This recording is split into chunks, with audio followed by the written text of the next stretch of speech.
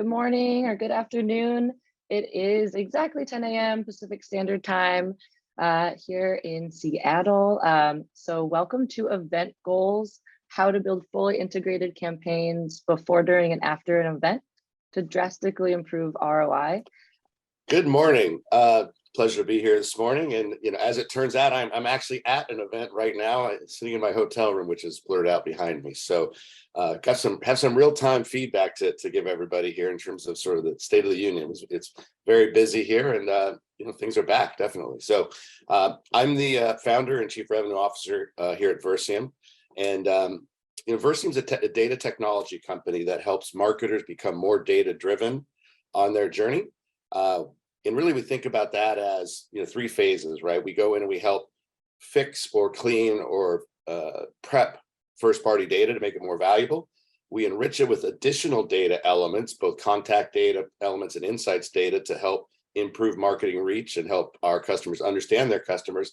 And then we help activate digital audiences, direct campaigns via email, address, and phone. So the full gamut using our data technology tools. And a lot of those tools are used, and can be used before, during, and after trade show events, and that's what we're going to be talking about a little bit here. So with that, I'll turn it over to you, James. We'll be discussing this together, and let you introduce yourself. Great. Hello, everyone. Thank you, Chris and Michelle, for inviting me. Really good to be here. I'm the CMO here at SalesIntel. I'm sure that everyone on this call is using some sort of B2B contact and account intelligence software and capability. We are the up and comer in this industry. So if you're using familiar with the Zoom Info, we are directly competing with them and do so on quality. Quality of contact information is higher and better than anyone in the US market. We were around for 15 years as a wholesaler of this data to many players in the industry. And as a starting point for what Chris and Versium do, you need to have great contact data. The other thing that makes us pretty interesting as a way to introduce myself and SalesIntel, we have a research on demand team that actually human verifies 8 million contacts, which is a 95% quality guarantee. And then we use that research on demand team to provide better customer service, which is something that this industry needs. Quality contact data is hard to get to. So that is a little introduction to myself and SalesIntel. We have a big role in events as well, and certainly participate in them. I just came from Dreamforce last week. Before that, I was at SaaStr. Things are definitely back, but they're different. So it'll be a fun conversation, Chris. I look forward to it. Yeah, and it's, we've been working with SalesIntel for a couple of years now, and it's just a great partnership because it's really about how you synchronize your direct outreach, your direct selling with marketing, and we work together greatly in those regards. Do you want to cover the agenda there? Absolutely. So agenda. So what we'll do is, I like to quote my dad sometimes. I'm getting to that point in life, but he always used to say, tell him what you're going to tell him, and tell him what you're told him. So I'm going to tell you what we're going to tell you, right? We're going to talk about the recent state of events and sort of refreshing what you need to do to prepare. I'll talk a little bit about that. We'll then talk about pre-event and preparing to win, right? And again, we're out of practice. At least I'm admitting my team was. So what you do and how you plan ahead of time is vital. Next, it's about making the most out of the event itself. So when that event is occurring, what you do during the event to expand and extend your presence, is it really important? Post-event, that's where the enrichment starts, and the expansion and the contacts you can get to leverage that event successfully afterwards, not only for the people that attended, but just as importantly for the people and companies that didn't attend, that you met, that you now understand better. And that's really where Versium combined with SalesIntel helps a lot. And then finally, enriching the buying experience so that you can actually build that brand and expand it for weeks or months, even beyond the event. It's really about using events in a modern setting to build brand ahead of time, to drive, to drive performance and engagement at the event, and to leverage all that content and all that branding you got afterwards. So looking at slide 4 in the state of events, Chris, again, we're out of practice, right? And so I'll start off by saying I think what I would remind everyone that we need to do is a couple things as we think about the state of events. Number one, it's been 3 years, right? So go back to some of the basics on what we call an SOP or a standard operating principles and practices, and establish a segmentation of your events, right?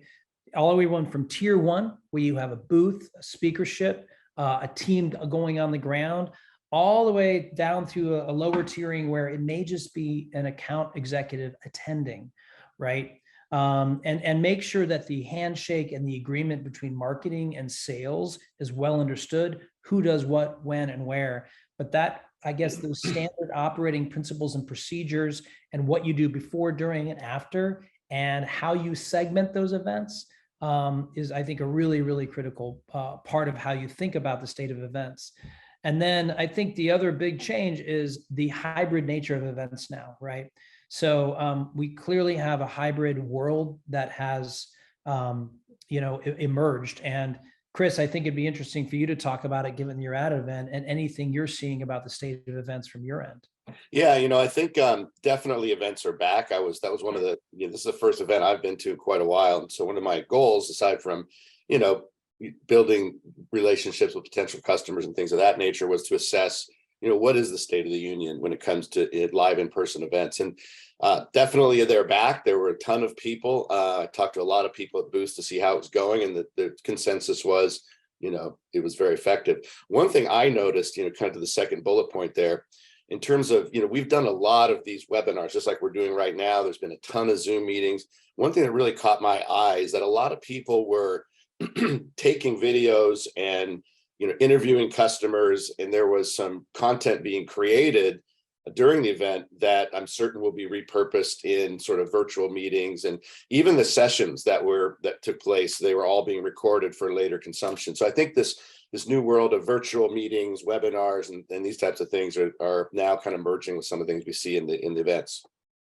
And like I say, it's there's a lot of new tools here that are coming out to help maximize, how these events, deliver value after the event, so that it's not just a single milestone, it's what do you do during the whole journey.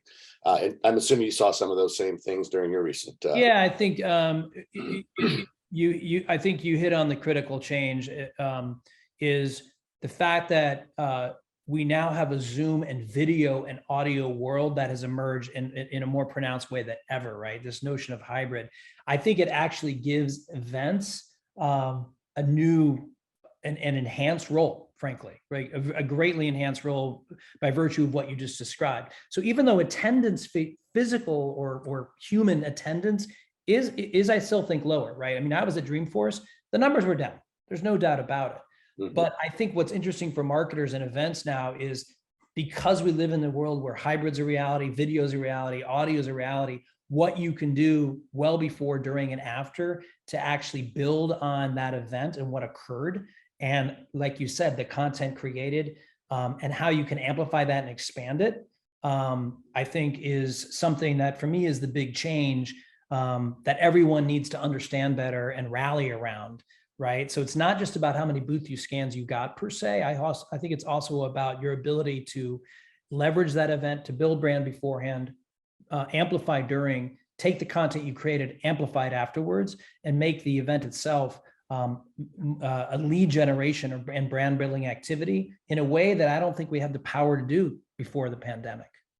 Yeah. And I think that the value points are still, very valid in terms of getting educated, networking opportunities, all the things you see on the slide here. Obviously, brand awareness is huge. And then the ultimate goal is generating sales leads, of course. And that's always the, what the prime objective, I think, when we go to these shows is, how much business can we get? And sometimes that's not something that you get an immediate result from. And it's a journey you need to take both before the event to set up the greatest ability to succeed in meeting as many people. But even more importantly is, what do you do to market to all these people post? And as you said earlier, not just the people that attended, but the buying committee.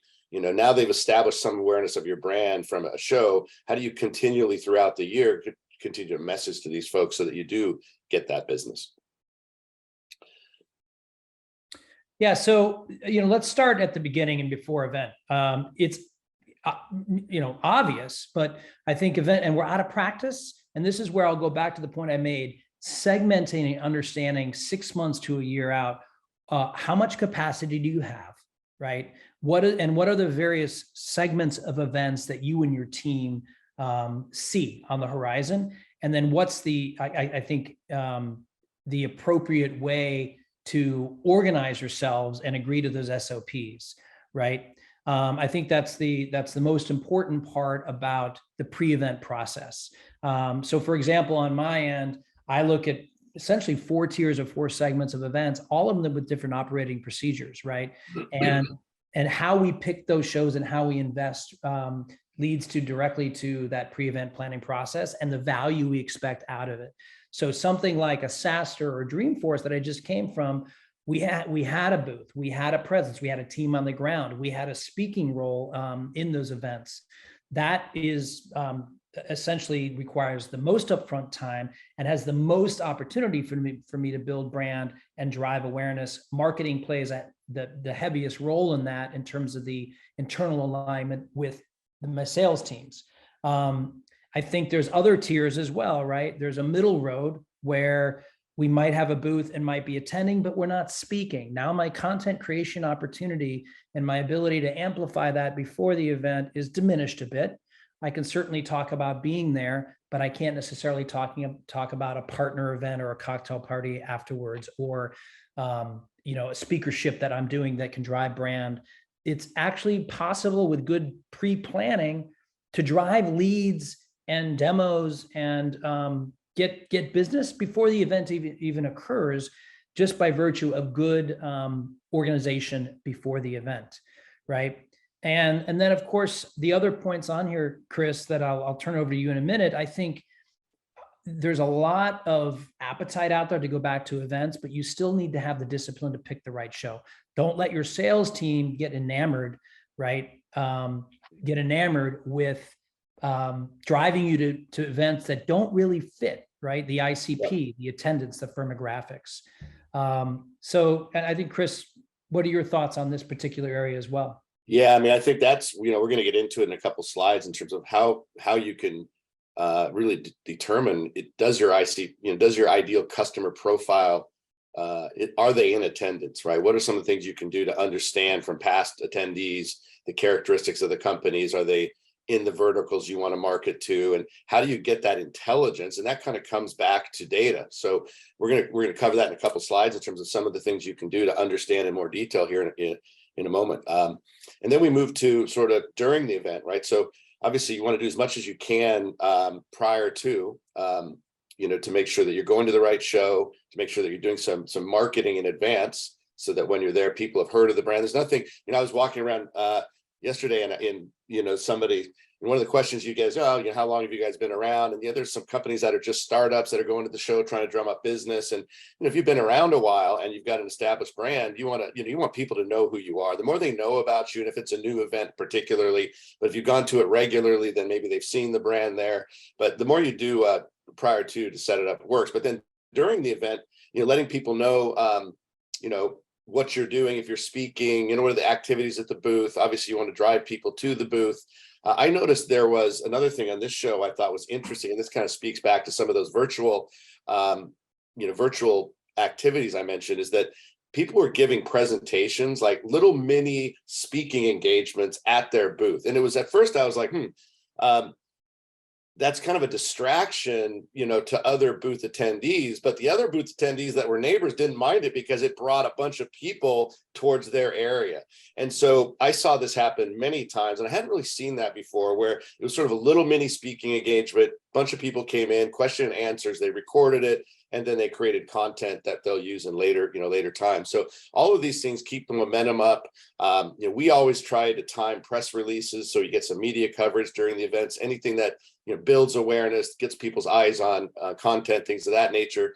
And then, of course, there's always the things you want to do to attract people to your booth, have the right brand. I always like, I see some booths sometimes, and they've got all of these words, all of these content. And for me, it's like you've just, got a second or two to capture someone's attention and bring them over. So it's almost less is more, right? And then get them over to talk and you share the different things you're doing. And be engaged with people. Some folks are, just not as engaging as others. So I think another important thing is making sure you got the right people at these events. And that's a big factor. So, and I think another thing is having partners and having folks there. I mean, I saw that also a bunch of times, and we've done that a number of times where, and we participated in shows together, right? Just like we're doing this webinar today because of the power of our partnership and the synchronous, the value of our data and how it works together. Having people that you work with is always good because it's not just your voice speaking, it's somebody else's. Yeah, and I think before we move on, I think the all of these, the thing I go back to is like a lot of your team is out of practice. There's even some people we've hired, right, that have never really done live events. Think about a young sales professional. Often the people going, they've potentially been, in a professional environment that didn't really have live events at scale the way we do today. So all these points that Chris made, what I'd recommend is that you prescribe, right, to the team on the ground, prescribe to that team what they need to do when they get there. So for example, when we were at SaaStr and Dreamforce, we knew exactly what vendors and prospects were going to be there that were existing prospects. And we made sure that the mission was understood. We knew, we knew who was in the ICP and who wasn't, right? So you had, don't go out, don't try to deal with or spend time on the ground outside of your target market just because you're at an event, right? The other thing I think you mentioned earlier, Chris, that we actually prescribed to the team on the ground was, look, you have an amazing high-end device in your hands that has incredible audio and incredible video capabilities. Get a moment with your customer, get them on camera, right? Or for social marketing, celebrate the team on the ground, show the excitement at the booth. But prescribing all this and having a pre-event meeting where when you land on the ground, that team knows exactly what my priorities are. They understand how to do discovery. All the practicing that comes in and makes this stuff work is something that I would really encourage everyone to dust off and refresh and assume that people on the ground no longer know or maybe have forgotten what they can do to be effective. And furthermore, what's new out there to create content and create engagement, because the video and social capabilities we have at our fingertips that can bring these events to life. So that's something we worked really hard to achieve on the ground. Yeah, back in my office, I've got probably 200 cards sitting on my desk from past events of, maybe a year or two before COVID. One thing from this event, nobody has cards anymore. It was really interesting. Nobody wanted my card. And, I'm used to old school, taking a card, putting some notes on it, making sure I remember, hey, this person I need to follow up with. And that's just not the way anymore, right? I mean, people didn't want my card. They didn't want my PDF sheets. Some of them did. I still used it as a visual aid, but there are tools now, QR codes that scan the attendees' details in. You capture a lot of good information, and then you can put your notes right in there, and you can download that right into your marketing automation tool. And then we're going to talk about in a minute, how you can then start doing ABM campaigns from just a one person. It might just be a salesperson, but you still know the company they're at, and now you can find the leaders, the decision makers, and other folks you want to market to. We're gonna cover that in a moment, and that kind of leads us into sort of post-event marketing and some of the things that you can do there. And maybe I'll turn it over to you to give your thoughts, and then I'll comment also, because so this coming up here. Yeah, this behavior, and this is the thing that it's actually almost a repeat of the process you did before. Going in, you know your ICP, right? You know prospects that are in market, you know customers, and you know who's really outside that target. It's easy to get distracted, right? After the event, you met someone, it seems encouraging, and I'm not saying we are opportunistic moments occur in sales, but it's really easy to distract your team by not prioritizing leads. Fit the IC profile, leverage data, and the way we again partner is the core contact data. We can enrich it. That can then be expanded through Versium, right? So we'll talk about that. I think the overachieving in the ABM strategies is really important. Most of the people at these events that you scan are not close. They're not even oftentimes close to the buyers. They may not even be champions, if you use that concept. So you're going to have to, at the event, make sure that you probe, first of all, on discovery, who is it that we talk to at your company about this? Where does the buying power lie? And then post-event, get to that buying center through a lot of the strategies that we'll talk about in a second. And then, again, be direct. Like, you've got to actually open up multiple touch points, right? And make sure that the context of what you do resonates with that individual. So, I think those are some really good and obvious things. And of course, the key afterwards is good data and the right tools. So, for example, what we did at SaaStr and at Dreamforce OpsStars is, for every lead, right, we had the ability to enrich it, right? Why do you want to do that, right? There is a terrible dissatisfaction out there with the quality of data currently, right? It's a struggle for all of us, the quality, the completeness, the accessibility of it, right? So one of the things that's most important to do routinely after you scan those leads at an event is enrich those leads, right? Make sure that you get the cell phone, the direct dial, the email. You got to be able to follow up. Oftentimes just an email and their name isn't enough. And unfortunately, these event companies are not releasing the attendees anymore, right? I think privacy and preferences around these events has shut that down. So you've got to rely on your scans. You've got to enrich those scans to overcome many of the challenges you see here. And then you've got to apply and expand that to the entire account to get to the buying centers. That's 100% possible with today's technology and tools if you do it right. And certainly this is where we come in, right? We were able to take those leads, we were able to enrich them, right? And then we're going to partner with Versium to expand that data set so that the post-event follow-up is not just the individuals we met, but the buying center and the people around them with a lot more context and multiple touch points. This is probably the single most important thing you can do. Yeah, Chris, go ahead. I was going to say, I think some of these tools, like I mentioned, the QR code scanner and the rest, and, there used to be, you scan a card, they weren't perfect, you get errors. I mean, that's just the event data, but in general, and that's why, work with you guys is so good, because your data and your methodology of collection and curation, it's all really good data.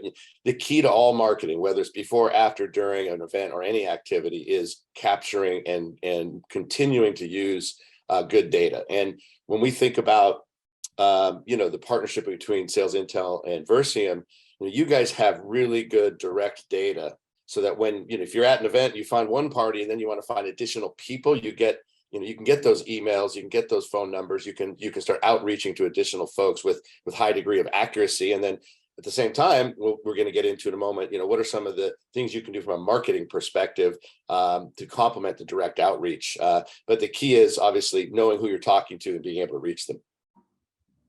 Absolutely.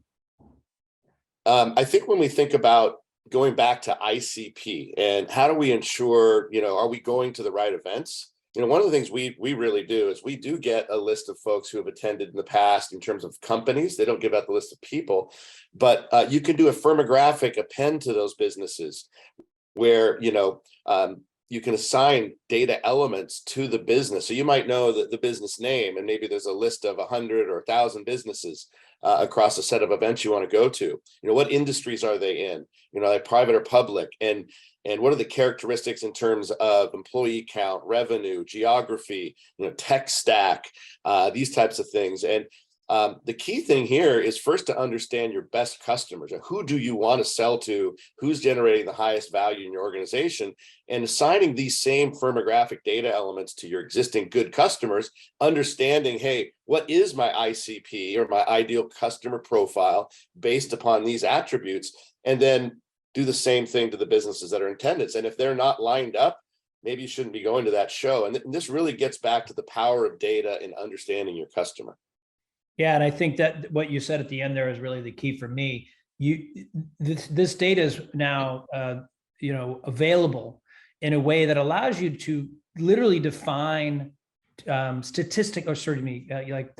guess from a data-driven perspective, define the ICP and make sure that ICP is mapped into your CRM, right? Or your marketing automation layer, right? And then when you evaluate events, you know from that event, whether it's before, if you could diagnose it, oftentimes you can't. Afterwards, you got to diagnose it. That's the other thing about the marketing function here.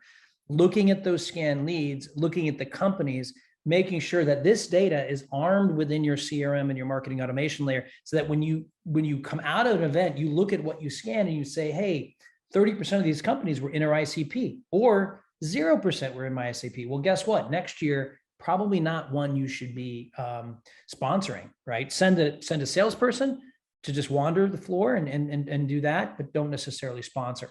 So I think that this data armed in your systems and then measured against the scans afterwards is a vital way to assess the value of that event, as well as to expand and advertise post-event if it made sense to do so. So yeah, I think definitely you're going to see higher conversion rate if you've got customers that are matching to your ICP. And when you do your outreach, these insights before, after, before, during, and after are very, very powerful. And it's not just the ICP definition from firmographic data.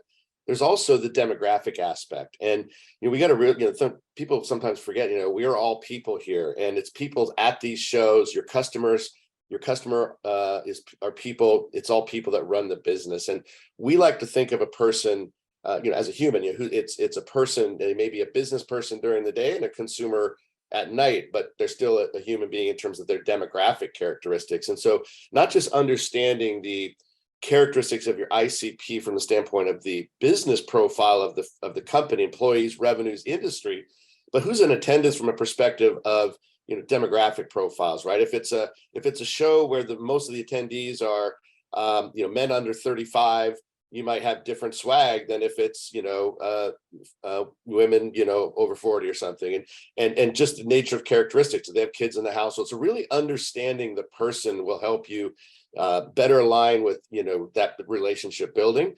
And in fact, when you start doing marketing, digital marketing, email marketing, how you refine your creatives in that outreach before the show, after the show, when we talk about ABM, understanding the characteristics of the audience is really crucial. And that's a big part of it, not just, what's the business.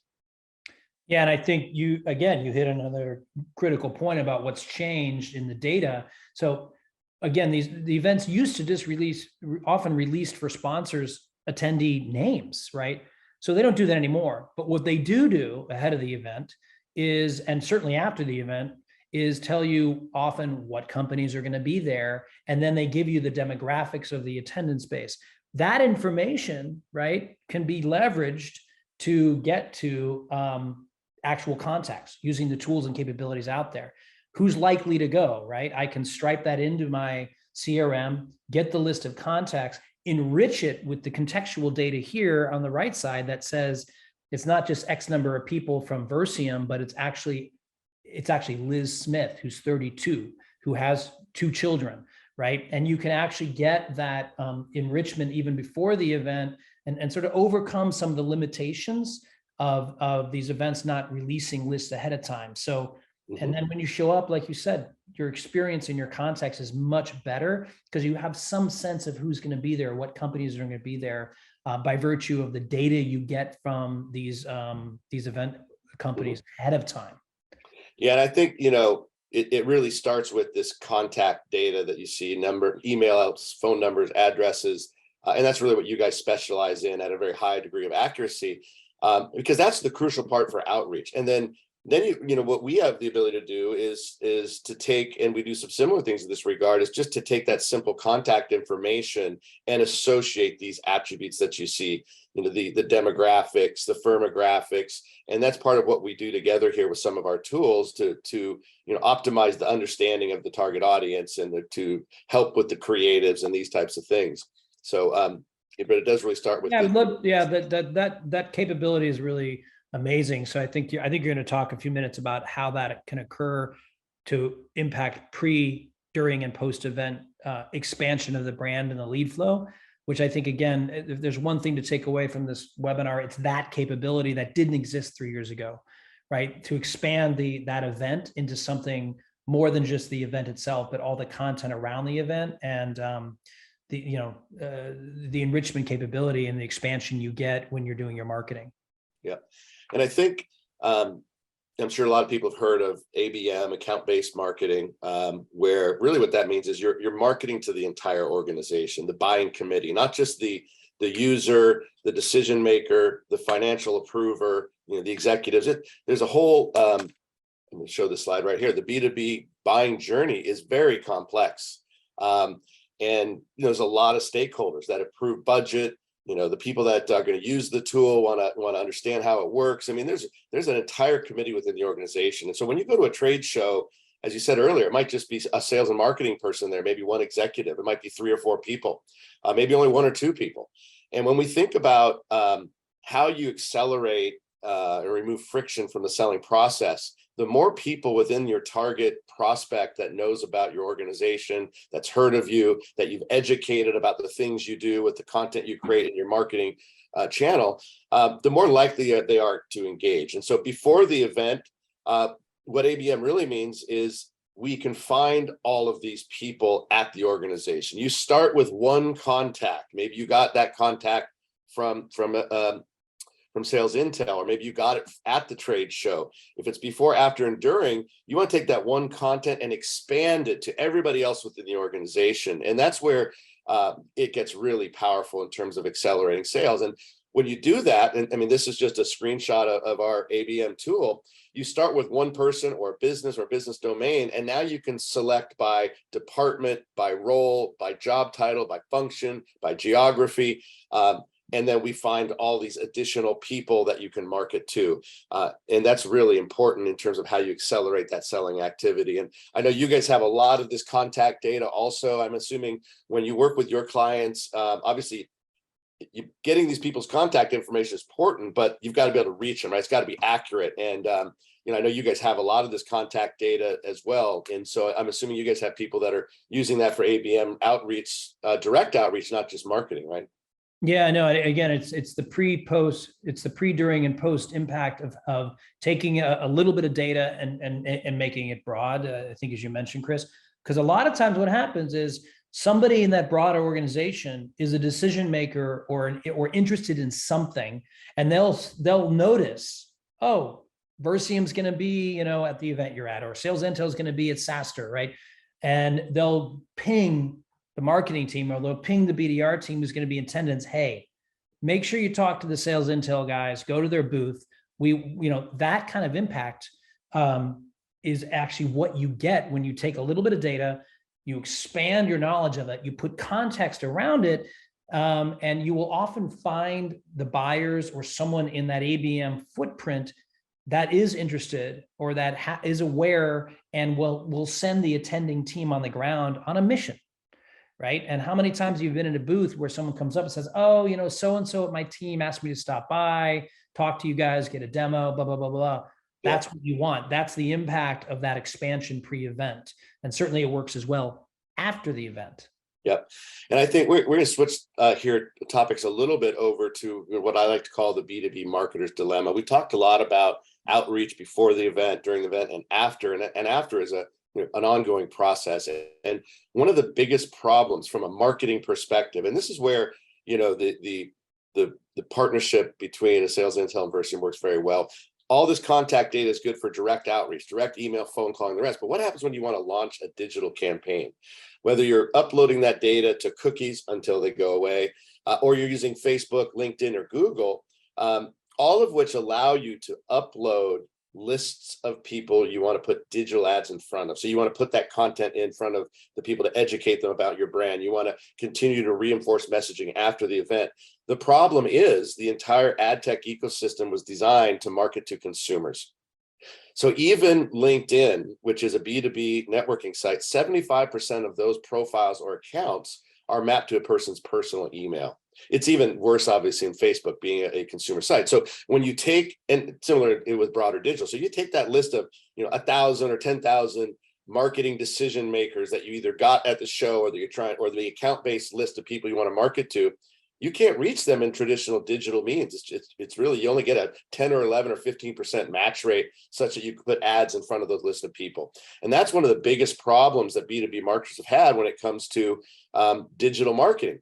But there are solutions and identity technologies that solve this problem. And it's really a game changer for the marketer. And kind of going back to this slide of the business and consumer profile mapped together, we like to call this the B2B2C Identity Graph. And what we do is we're able to take that list of 1,000 or 10,000 business people and business contacts that you may have gotten from a SalesIntel to do an ABM list to, or maybe you got them at the trade show. And we'll associate additional contact points, personal emails, addresses, and phone numbers, mobile IDs, other contact points for those same people. And usually we'll add 3, 5, 7 times for each record. And ultimately, what does this do? Is it unlocks the digital advertising. Now you can find 75, 80, 90% of those people within Facebook, Google, and LinkedIn, put those digital ads in front of them before the show, after the show. And it really is very powerful. It's really a game changer when you can shake the match rate on these digital ad tech platforms up by 3 to 5x. And I know we've done some work with you guys, which we'll get to in a slide in a moment, that's just really rings home the power. But this shows you, sort of before and after, when you're able to associate that consumer persona to the business, and what a game changer is. And these are even conservative. I regularly see match rates on Google and Facebook going up to 90%. So now you can build that brand in advance of the trade show. You can educate the buying committee at the organization prior to and after the trade show. And it really is the power of B2B2C digital identity graph when it comes to digital advertising. And I think, I'll turn this one over to you, but this is, actual work we did together. Yeah, this is that shows it's not just match rate, it's the, other things, right? Yeah, so this was an example of where at an event level, right, we actually did this work where on that left side column where we started, right, with the data we had the target audience, right? We knew after the event, we knew who was in the ICP and who we met, right? And what the audience size was around that account base. And, by doing this B2B2C expansion, right, we were able to find a lot more touch points. I mean, you can see here the match rate jumped 3x. That's where things really get interesting, right? And then the impression count went from, the 40,000 to almost 200,000. And we actually 10x'd our clicks, right? So this is a post-event ABM campaign where we had a lot greater coverage of the buying committee, a lot more clicks, much greater click-through rates because we were able to touch those people in multiple places, right? Not just through a single data point. And ultimately, a lot of these campaigns, like they can be really, really small. It's just hard to, they're not expensive, right? And the impact you get of being able to say, we met you at such and such an event, here's content we can provide you. We know you have a need state, right? That to be able to get to 200,000 impressions versus 40 with a match rate of close to 100% versus 35%, and then spend all your budget, which it's not like this was an expensive campaign, but the effectiveness is undeniable. So this is sort of how I think modern events are going to start to work for the segment or tier where you've got content, feet on the ground, you've done hundreds of badge scans, and you have the ability, like we've said, to bang that data up against, was this an event where I hit my ICP?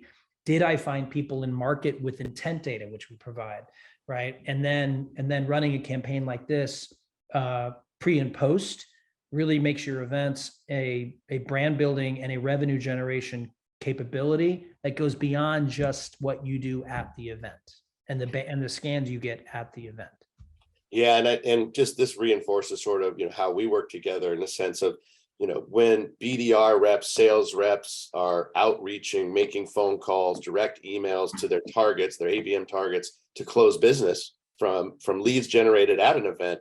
If you're marketing to those people digitally and informing them and sending them content, maybe you've got the video of the webinar or the speaking activity at the event. As I mentioned, a lot of people are doing that. Package that up in a video, put a display ad out to everybody that not everybody attended, but all these additional people. This data enrichment allows that. So when you do the outbound calling and you're supplementing or complementing it with this marketing education, that's really helps drive the conversion rates of those leads up. And it's the same thing in all B2B digital advertising. If you synchronize your selling activity with your marketing education, it really does improve performance. And so, and it really speaks for itself in terms of level of engagement. And you'll see that those leads will convert at a much higher rate, and you're continually, messaging to them. I think covered a lot of ground. I think last slide, and so I'll turn it back over to you. Yeah, I think, look, tell them what you're going to tell them, tell them what you told them. Like, I think the key thing here is that events in what is occurring post-COVID, right, is that events, because of the transition in the industry to hybrid, the transition in the industry to video and audio capabilities and content creation at scale in a very high quality way, and the changes we've seen in how events, frankly, limit the accessibility of the pre-event list, right? But at the same time, all the things that Chris and I talked about is the availability of the data you need to overcome that, right? So if that segmentation up front before, and when you see you've got that tier 1 event where all the stars are aligned, it's a big event, you believe it's your ICP from what you can tell, you've diagnosed that, you've got a team on the ground, you're speaking, you've got content, all that work before to build out and amplify to the entire buying center, set meetings ahead of time, but also make sure that buying center is aware and will set meetings for you. Then the during event, all that content creation capability, the continued social reinforcement now available to you, and making sure that the mission on the ground is well understood by your team. Refresh them on what they need to do, but also update them on what they need to do, right? A lot of people who've been in sales for 20 years are going to these events. They're forgetting, like, I've got a phone in my hand, I can create content. Or before I go, I know who's in my ICP. I know who my customers are. I know who the buying committee is. And when I engage in conversations, I can map myself to the buying. And then after, the same thing, right? It's that continued amplification all the way through. So that is a quick wrap on my end, Chris. Yeah, man, I just echo everything you said. And it's, it really all starts with data, and it ends with data in terms of optimizing your marketing, in whether it's the contact data, the digital extension, the insights data for understanding, and it's across the spectrum of not just events, but for all your B2B marketing. It's crucial that you use good data and use it effectively. And it's a surprising, how few people really don't do it to the full extent that's possible. So whether it's events, whether it's digital marketing, all of your channels, there's a lot of things you can do with data with the modern technology here. So that's what I have to say. I think that's a wrap. I think we'll turn it over, Michelle, to you. Were any questions that the audience may have? Can you describe a little bit more in depth around how SalesIntel and Versium work together? I'll take a first stab at that and let James supplement. We've been working with SalesIntel for years now. Sort of started where we'd have people come to us and say, yeah, we've got this list of targets that we're calling on. We got it from SalesIntel, and we want to market to them. And really we started, it's very complementary in the sense that we take that list of business targets that people are, calling on via their selling activity, via their direct email activity. And we then take that list and supplement it with these consumer attributes so that they can market at the same time and synchronize that outbound activity with awareness building campaigns in concert with the direct reach. So we refer customers to each other because of that common benefit. It's just a natural, the complementary aspect of the data that they have, which is some of the best contact data we've seen. And we see it from a lot of customers because that's really what they start with. And they start with this business contact data, and then we enrich it with either insights, demographics, and firmographics, and more importantly, these consumer contact points, which I may have not mentioned, that we encrypt so that you can upload it to Facebook and Google and get these tremendous results. And so that's just it really is a beautiful match there. And we've been working with these guys for a long time, and they've got some really great data, and it's a great partnership. So Yeah, I think it says it well. It's like you need to have a core of quality contact data, knowing who it is you want to talk to. That certainly is where you start from an outbound perspective, a direct perspective. And I think that what Versium is able to do to amplify that and expand it with additional contact points, the context of their consumer world in an encrypted way, so that your campaigns and your advertising are more effective and more complete and get you some of the results you saw.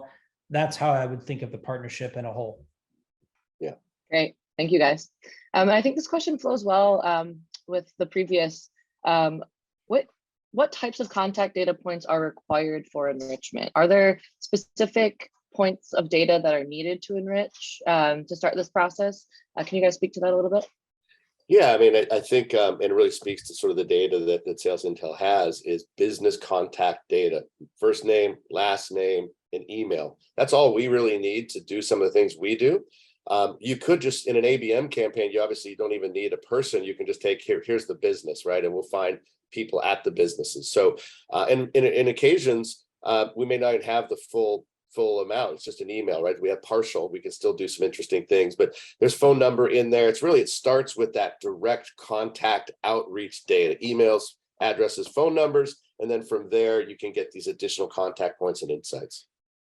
Yeah, and the short answer is like almost any, even one single piece of data can be a starting point, right?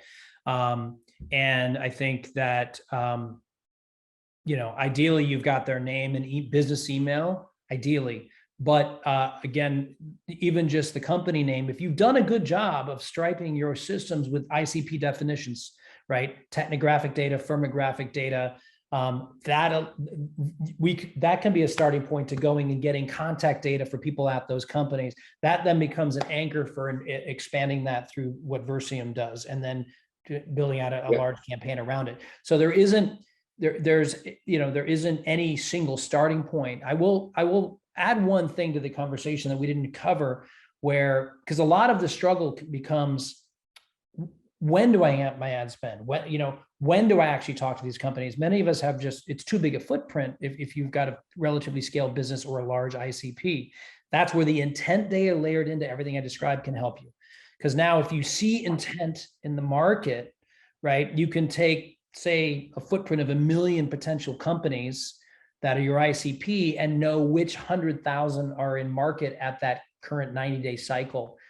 That can be a way to actually manage your spend effectively, get the contact data from SalesIntel, get the expansion through Versium and your ad spend, but have it still be focused and highly profitable, because intent data is your best friend about hitting people sort of in the buying cycle. And I think that's under leveraged in addition to everything we talked about.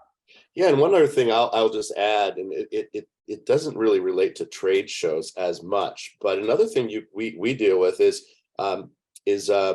IPs. We can take anonymous traffic and we can find the businesses that have been searching that traffic. And now once we find those businesses, you go back to SalesIntel, you get the contact data, and going from an IP to business can be really a powerful thing. So that's another input we can take.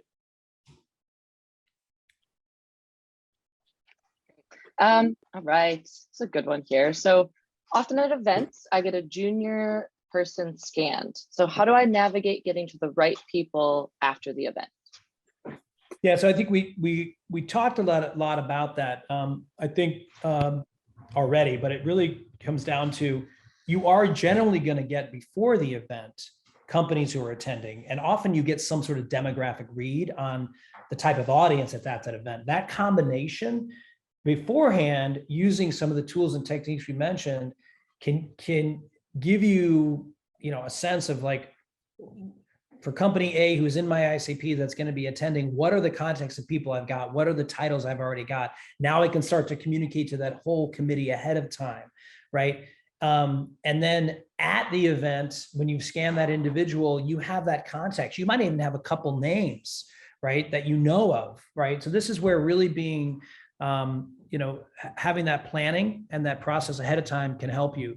That might be more challenging and more difficult, but you can certainly do that same exact process afterwards. So you take that individual contact, you know their company name, you know if it's ICP, you've done some discovery if you've trained your team on the ground well, and then you can go ahead and expand out after the event and navigate your way to that committee, right? So that's really, I think, that question sort of speaks to what the modern approach to events management and marketing needs to be, given the changes we've had in the data and the capabilities and in the content creation moments that are present with video and audio. We had a little video problem there for a second. My computer was getting low on battery, so that's why you saw me glitching around. So no worries. All right, we've got a couple more questions here. Pricing. We have some folks that want to just know some ballpark pricing here for these tools. Sure, I'll go first on that one, and I probably have some similar approaches here, but it's about the volume of data that is accessed through our system, either whether it's new records or records that are enriched. We have different tiers based upon those volumes. It's an annual subscription data license. You get the tools, whether you're using the UI-based tools or our APIs to achieve the things we do. We also integrate in with a number of platforms if you're already using a CDP or things like that. But generally, it's tiered based on volume of data. And some folks are spending $500 a month with smaller campaigns. Others are spending $25,000 a month and launching very large campaigns. And we run the whole gamut there. Yeah, we're similar. I mean, we have 3 levers. Essentially, we're highly scalable, right? We can work with very small companies, even individuals, right, all the way up to large enterprises. But there's 3 levers that we leverage here at SalesIntel. Lever 1 is the volume of data. Lever 2 is the number of seats or users. Number 3 is the amount of research on demand you might want. So we didn't really get into the research on demand capability, but no matter how good we are, this industry changes a lot. People are changing jobs a lot, and there's always going to be context that you don't see in our system that you need. So we pride ourselves on our customer service and research and demand. Research and demand is essentially, hey, I've got an ABM campaign I'm running. I know I need these 2 buying centers. I've already got these 5. We'll run a research on demand sprint and we'll go get you those contacts. So those are the 3 levers, right? Users, volume of data, and research on demand needs you've got. And we scale it up and down as needed. Got it. Thank you. This goes along with that a bit too. I slightly touched on it, but who does this work for? What size company? What type of company? Is there a range, or where have you seen this work best? Yeah, I mean, I think just as we kind of briefly said, I mean, it works for all companies, really. I mean, I think that if you haven't done digital advertising, speaking on the marketing side of the house, a lot of people don't even realize you can upload a list of specific people into Facebook and into LinkedIn and into Google and put ads in front of just those people. A lot of people will go in and use the tools in these black box ad tech platforms, these walled gardens. And if you go to Facebook, how do you know you're targeting the right ICP in terms of a business profile? They don't really have that data, right? So what I find is that you've got to be, if you're not doing digital advertising in B2B, you might not even know some of these capabilities. And so, but in terms of if you are, again, the way our tools work is they scale. They're all they're very affordable at the low end. So small companies with smaller budgets, and those people who want big campaigns, we have the data to support that too. So yeah, I think if you have product market fit and your ICP, you're ready for this. I mean, the reality is you're here because you're doing events. So you're spending, you're sending people, you're probably traveling, right? I know what I spent on these last 2 events at SaaStr and at Dreamforce. It was, tens of thousands for me to sponsor and be a part of these events, right? For me to spend a couple $1,000s to run a highly targeted, right, very, brand amplification, ABM style campaign, because I can take the ICPs, take the contacts, upload them, right, expand them contextually, right, and the case study I showed you, it's a very effective technique that even very small early companies can leverage. So the only thing I would say is, if you know your ICP, if you've gotten product market fit, most even very small companies have figured that out. That's why they're at events. That's why they're launching. Yeah. Great, thank you guys. I probably have time for one more question. So we're gonna end on this one. What does success look like for you both when you go to an event? That's a good question. I mean, I think first and foremost, right, is how many people have you exposed your brand to? How many people you've talked to? How many leads have you gathered? And from that perspective, I think it's not to be. I don't think it should be left out. There's a lot of other benefits from going to these shows, right? Education, information, learning about your industry.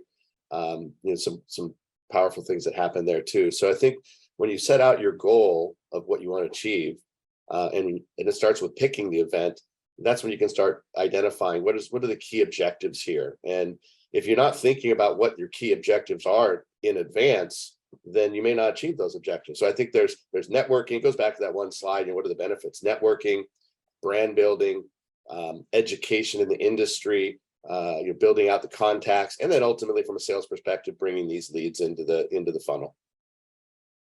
Yeah, I mean, I look at it, like I said, I look at events now. So the segmentation is key, right? Because I really focus on those tier 1 events where I'm sponsoring, I have a booth, and often I have a content role, right? Whether I've earned a speakership or I paid for it. When I've done that tier of event is where 80% of my team's time is, for a reason. We think it's a big event. We think it nails the ICP. What do I expect is the brand building on top of it is vital, because again, the number of leads, contacts, conversations, the how many people maybe went and saw my content on demand. I'll write a blog about the content on demand. Like that has life for months before and after the event for your biggest events. I'm looking for like that content to be consumed and leads to be generated at the top of the funnel. I then next level down, it's like when I look at the event, was my ICP actually there? Like from a company and contact perspective, generally at events, I'm going to look more at the company because the people they send are not going to generally be my buyer, right? I'll look at what was the companies in attendance in my ICP. I'll look at the number of booth scans just volumetrically. And then, done well, making offers on the ground to drive those individuals to introduce you to the buying centers and frankly, pipeline, right? I do see that, I expect events to generate a, 2 to 3x better sort of conversion to pipeline than other activities, just because you've had the personal touch, you've had discovery, you've met them, you've talked to them, right? It's really, if you're not getting a pretty marked conversion rate when it's your ICP from an event that versus just other methods, then I would question what's going on because they're in front of you, right? It's about training, it's about discovery, it's about qualification. Yeah, that's really important. We always look at what is the cost per lead, cost per sale. All those metrics are crucial, and just like any other channel, right? So, if you have any additional questions, do not hesitate to reach out. We have contact info on the screen right here. Have a great rest of the day. Bye-bye. Thanks. Bye-bye.